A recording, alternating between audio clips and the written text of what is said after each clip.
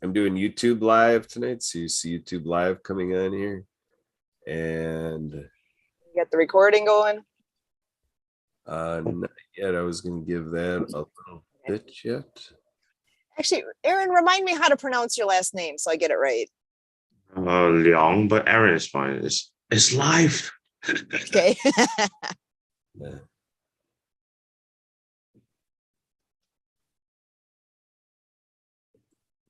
So I'm going to give it about 20 seconds and then I'm going to start the recording. We are on AbilityMKE Now. We are like 45 seconds from airtime. I have to make sure I close my browser window or we're going to get an echo. Echo. Let's see here.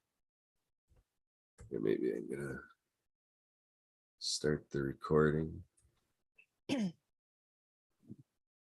All right, we're actually like 5 seconds away. Leung, but Aaron is fine. It's live. Hearing that.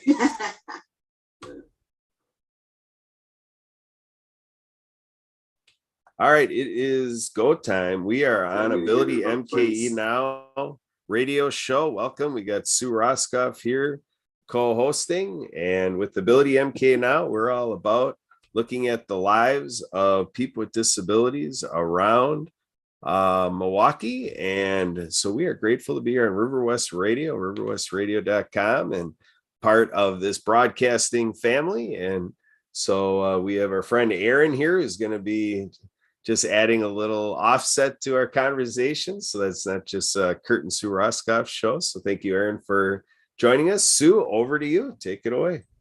Awesome. Thanks, Kurt. Again, my name is Sue Roskopf, here with AbilityMKE Now. We are we're a little unusual this evening with how we're coming to you. I'm actually not at my usual location. I am in the middle of Milwaukee right now, in my car and on top of the Milwaukee Center. So it's a little out of sorts for the evening, but excited to be doing what we're doing here. So I know I talked once before about the group that I'm with. I'm actually at a consigner's shop. Basically, it's a pop-up shop for children's clothing. It's called Just Between Friends, and I'm helping with it's actually at the end of the event at this point. So I'm here helping with this group and having a great time with them. And it's something that I've really enjoyed. Actually, it's a great bargain for anybody who's looking for children's anything, clothing, toys, you name it, at lower pricing. It's been actually stunning, the things that I've come across while I'm here. So again, the event has just ended, but they will be doing another one in the fall. They have multiple locations. They do this in Milwaukee and Waukesha and up in Washington County as well. So they are around and definitely worthwhile. So it's been a fun long day already and excited to be here as well. So we, again, our AbilityMKE Now, we are all about celebrating and talking about different things that are ability related. So bringing the ability/disability community around Milwaukee together with the able-bodied community, and all about integration, all about what we are doing together and what we can do together. And we are blessed to have a friend joining us this evening. Aaron is here again. And Aaron, if you want to just remind our audience who you are, what you're all about, if you want to come on in and chat with us a little bit, that would be awesome. Aaron, over to you. Okay, hi everyone. My name is Aaron. I'm a tax coach, corporate trainer, and also public speaking coach for the past 15 years. I came by because I love this area here. Okay, and also I do advocate for lots of people who are, we call that people with special abilities. We want to give them the special factor, and then we have lots of different individuals in all around. I'm on the Asia side, so it's like on the other way around. So there's a 12 hours difference, but it's always great to see you all and come by and drop by as a guest. Awesome. We're glad to have you here. It's always fun to have you with us. And so I know that so in Milwaukee right now, it is hot. Summer finally showed up. It's been yesterday and today in the 90s, and a little hot and sticky here right now. I'm not minding it at all. I'm more of a summer person than a winter one. But I love the Milwaukee area here that we actually do get 4 seasons. But yeah, it is quite warm, which with our favorite hobby mixes in quite nicely. So we are a water skiing family. We do a ton of things all summer long with adaptive water skiing as well. And we do have our summer dates available now for what we do with the Lindsay Legis Free Water Ski Club. And just want to make sure to mention what the Friday, we have 3 Fridays that we are going to be doing adaptive water skiing down in Burlington. We set up at Fisher Park, which is a county park down there in Burlington. It is home of the Aqueducts water ski team. So they do the regular ski shows. So if you're not familiar with ski shows, we do all the fancy things like what they do out at Tommy Bartlett's, or what they used to do at the Tommy Bartlett's site, where we do kind of fancy skiing. We do the pyramids and ballet lines. And down at Burlington, they have jumping. They've got guys that ride their skis over the jump. So we do all sorts of fun things like that. And we extend that to the adaptive water skiing. So adaptive skiing is basically where you are sitting in a ski. And so it's just a modified ski where you get to sit in it. And then we have a stand-up skier on either side. So it's a team of 3 that goes out when we go. We have 2 stand-up skiers, and in the middle is the sit-down skier. And with our upcoming dates, let me pull that out here. So we've got Friday, June 25th, Friday, July 8th, and Friday, August 26th. So we have 1 date a month. So June 25th, July 8th, and August 26th are the 3 dates that we are skiing with the adaptive event during the day. I believe, actually, Kurt, correct me if I'm wrong, but I believe we are out there between 10 a.m. and middle of the afternoon, like 4 or 5 p.m. We try to get wrapped up. Is that the correct time? That is correct. That's correct. Okay. Sorry. It's almost like you've been there before. Almost like, but sometimes we end up shaking things up a little bit, adjusting some. So, okay. So it'd be like between 10 and 5. And if you're interested at all in this, just to give you kind of a picture of what we do, we have a bunch of people come. We have, during the middle of the day, it tends to be some of the agencies, local agencies, that end up bringing some of their participants out during the early part, just because that's how it works best with their programming time. And then more of the individuals end up skiing later in the afternoon, just typically, but that's something that it can all be worked around and arranged. And we're always looking for cheering section too. So if this is something you just want to come and see what this is, it's available, it's fun, and we always love to have the fans on shore hooping and hollering and everything as we're going around with our participants. So participants typically just need to show up with whatever they need to get wet. Swimming gear, because you're going to be in the water. We work with the Lindsay Legis Free Water Ski Club, and the nice part about what Rick and Denise have available is they have all of the life jackets, and if it's cool, if we need wetsuits, they've got all the equipment there. So it really is just show up. I mean, if you have your own preferred life jacket, by all means bring that, but realistically you can just come, show up, and fill out the paperwork, because obviously there's all that fun, the paperwork is a thing, right? So if you want to do that ahead of time, we can help you get a hold of the correct forms. But that's all it is. You show up, come, have fun, and it really is it's a great day. I know I've heard many times that participants that have said this is the day they look forward to each year. This is the highlight of their summer, is to be able to do something as exciting, and it's an adrenaline rush, right? Especially if it's something you've never done before, to be able to go. Actually, I don't even know how fast we go. Is it maybe 18 miles an hour behind the boat? It is a lot of fun. I can't say enough good things. The smiles I see out there, the excitement, everything. So it's coming soon. We're going to have those dates here before we know it. It's only a couple weeks away. And we actually have an additional opportunity with our home club. Pewaukee Lake Water Ski Club is the group that Kurt and I ski with. And we're going to be doing an adaptive skiing demo on June 26th. So we June 25th, we're down in Burlington. June 26th at lunchtime between like 11:30 and 12:30, we'll be doing a demo in Pewaukee. So Pewaukee Lake, we're again part of the Pewaukee Lake Water Ski Club. So if you come to the beach area, that's where we are located and where we're going to be doing a demo on the 26th. So that's part of Lake Country Clean Water Festival and Kiwanis Beach Party. So their part is they're actually going to have the street closed up, and they'll have food, they'll have bands playing. It's a big festival going on, and our ski club is lucky enough to have some role in that. So I gotta ask Aaron, have you ever water skied before, Aaron?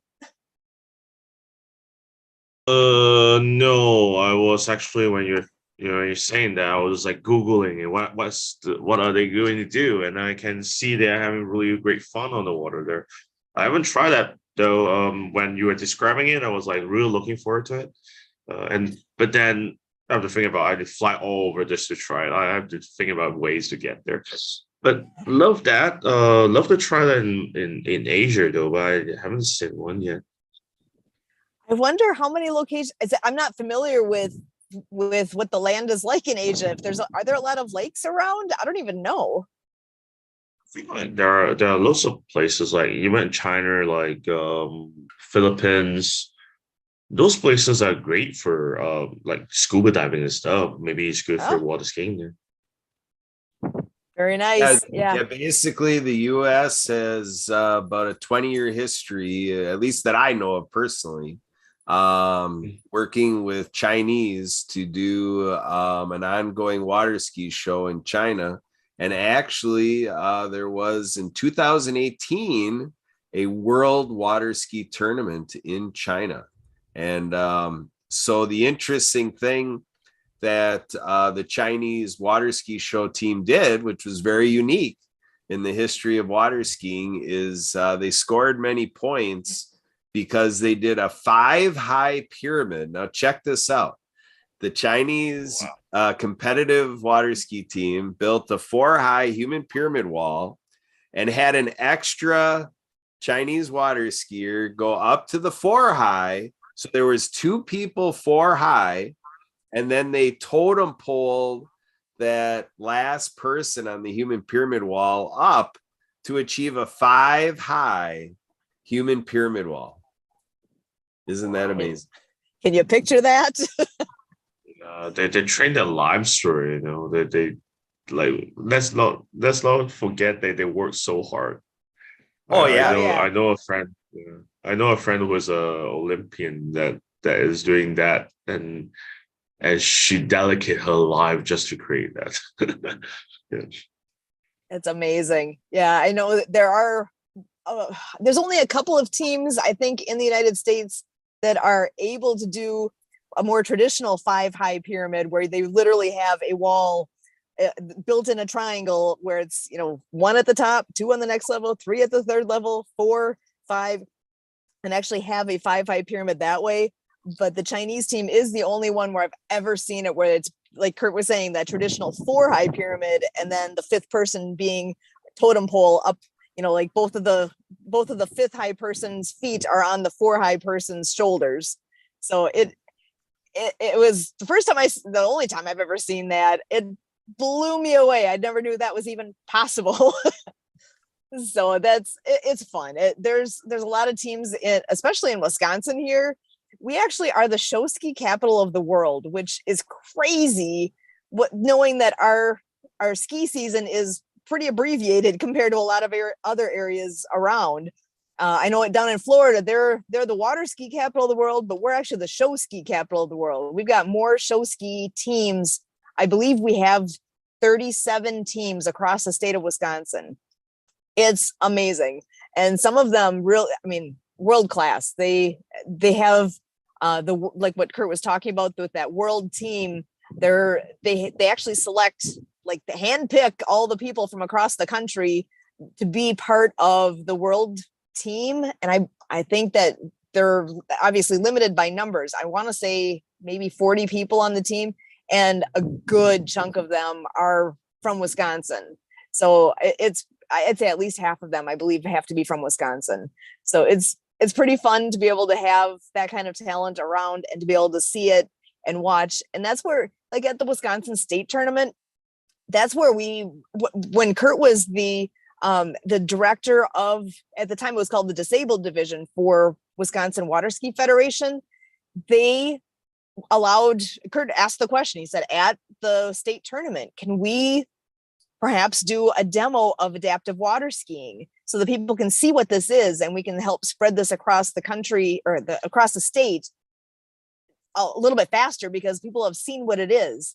So Kurt made that happen and worked with all these different teams at the state tournament back in, I want to say, what was that, 2014, I believe. And that's when it really took off in our state. We went from having just a handful of sites to more than 20 sites across the state that are trained and able and have equipment able to do adaptive water skiing. So that is, it still blows me away how quickly that basically escalated from what we had to where we are now. And a lot of that, you know, the folks that I'm talking about that are these world-class athletes are right in the middle of it. They are some of the ones that are key players in all of this. And it really is a small community when you think about it. People said that to me way back. The water ski community is such a small, tight-knit kind of a family. And being our team, our personal home team here, the Pewaukee team, is not one that competes. Out of those 37 different teams across the state, there's maybe 4 or 5 of us that do not compete, and the rest all do. So I never really felt, years ago, I never felt that tight-knit thing that they were talking about. But now that we've entered into the realm of hanging out now at the state tournament and seeing all these teams and participating with the adaptive skiing that we have, oh my gosh, it truly is a small world, a small community that is all supportive, and whatever they can do to make life easier and better and help out your neighboring team, if whatever that might be. I mean, when we do our adaptive events, it's not just people from the Aqueducts team that help. It's not just people from the Pewaukee team that helps. It literally is people from multiple various local teams that, and even some drive a couple of hours to come and participate because it means that much to be able to be part of it. So as far as like with learning to ski in general, we even do learn to ski on 2 skis as well. We have different dates where we'll teach new skiers how to ski. And some of those folks that we've taught how, and I'm saying we collectively as a club have taught how to ski, are now those that are helping with the adaptive skiing as well. We've had, and I love how much it gets into people's hearts and souls that this is so important, and it means so much that we have people that come back time and again to help out and volunteer and be part of what we do. So it's, you can tell I love it. It's great. So actually, I'm going to throw it back to you, Kurt. What other thoughts did you have with the adaptive skiing? What did I miss? I know there's a lot coming up here. Well, I mean, it's an exciting time in water skiing because we're celebrating 100 years of water skiing. So basically, Ralph Samuelson back in 1922 got on Lake Pepin with his ski planks and got a boat to pull him with a rope, and got the first rendition of what water skiing was thought by him to be. And so yeah, Lake Pepin, Lake City, Minnesota, USA, got it all started. And then just think of all this stuff we're talking about because of what a guy did, back in 1920. Somebody pointed out to me that if you combine it with history, it's like, yeah, we had the roaring 20s. So you had that roaring idea of water skiing. So here we are. But with the organizational side of it, first of all, we're talking world competitions. So that's International Water Ski and Wake Sports Federation, IWWF. And we talked about here in the USA, we're organized under USA Water Ski and Wake Sports. And there is an adaptive ski team, a 3-event competition for doing slalom course tricks and over the jumping. That's what the teams do with the adaptive competitions. And so this USA team got some major veteran affairs funds for doing 10 clinics. Now, a couple of the clinics are already done, but we have a bunch coming up that are sponsored by this grant, a veterans grant, federal grant, but then conducted by the USA adaptive team. And so we have yet June 18th will be in Pohick Bay, Virginia, July 8th in Oroville, California, July 16th, Harmony, North Carolina, July 30th, Sandy Run, South Carolina, and dun da da da, August 6th, Twin Lakes, Wisconsin. And we got August 8th, and Burham, Minnesota is also on August 8th. So it's an exciting time in the sport of water skiing and in the discipline of adaptive sports, because it's pretty huge that, you know, we now are operating under the Olympic, committee, for USA Water Ski and Wake Sports. So we're conducting ourselves as an Olympic sport, and to have, like in Paralympic fashion, to have such a development happening. And this is for veterans now. So this is through the Veteran Affairs. So this is to get veterans involved, the injured, wounded vets, and how huge that is to have this available across the country and close to home. Twin Lakes is not that far away from our Milwaukee market. And so great job, Twin Lakes Aquanauts, for being a part of a Veteran Affairs mission and bringing in our USA Adaptive ski team. So what an opportunity. I would say if people have a chance, get down there for that Twin Lakes. I don't know if I didn't read this right or what happened, but I made it sound like it was August 6th, but I think now that I read it, it looks like that August 8th date is when the Twin Lakes, Wisconsin event is. So if on 8/8, on August 8th, if you have a chance to get down there, it'd be a great opportunity to go look on and see how they do it. And actually, the wonderful lady that runs the program down there in Twin Lakes is the one that I believe she still currently is the director of what used to be the disabled division for Wisconsin Water Ski Federation. Now it is the adaptive division. I forget the exact name now. Yeah, I believe that's what it's called. Division. So adaptive division. Yeah, Susan Ritchie, another Sue. She's now the director. So Kurt was the original. He was the founding director. He was the first guy ever appointed director for Wisconsin Water Ski Federation, and from there it went to Brian Lukens. Brian. Oh my gosh, I'm blanked on a name. That's the wrong name. Brian, help me out. I'm so sorry. He was with Colsack Skiers. Brian, which Brian are you talking about? Colsack. Is it? Do I have the Travis? Travis Lukens. Travis Lukens. I had the wrong first name. I'm like, I was wondering who you were saying with Brian. It's like, wait a second, that's not right. I knew a guy that was with that name way back in the day. Sorry, just crossed wires in my brain there. Travis was the second guy who was the director for I think it was still the disabled division at that point. Now it is, again, it's the adaptive division, which is a better name for it. And Susan's been the director now for the last handful of years, and she's amazing. She's been doing it for a very long time. They already had a program going in Twin Lakes prior to all of the promoting that was done at the federation level when Kurt got involved. She's been involved for years, and she's just a spectacular lady. So what they do is amazing, and on I can't say enough good things about what they have down there. They've got a huge following. They do more dates each summer than what we've been doing with what our involvement is. So it's pretty awesome. And let's see here. So one thing I didn't not mention is with the Lindsay Legis free water ski program, how it is that we've all been connected there, because it is something where, so Lindsay was a beautiful young lady that we unfortunately did not have the pleasure of actually meeting. We are connected with her parents, with Rick and Denise. Rick is the guy.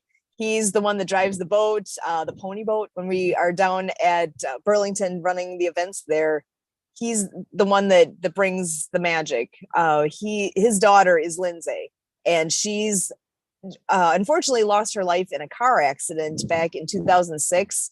And at the age of, I believe she was 14 when that happened. And all the stuff that he has done since then with doing ski lessons, because he'd been doing ski lessons for the most part for youngins, mostly younger folks, but he'll do ski lessons for anybody who's interested. That was not, he'll say it was never my idea. It's something that came to him, that a mom called him up and said, hey, would you be willing to help me out? Would my kiddo wants to learn how to ski? Is this something you'd be willing to help my kid learn how to ski? And he said, okay, let's do it. And one thing led to the next, and it's become the Lindsay Legis free water ski program.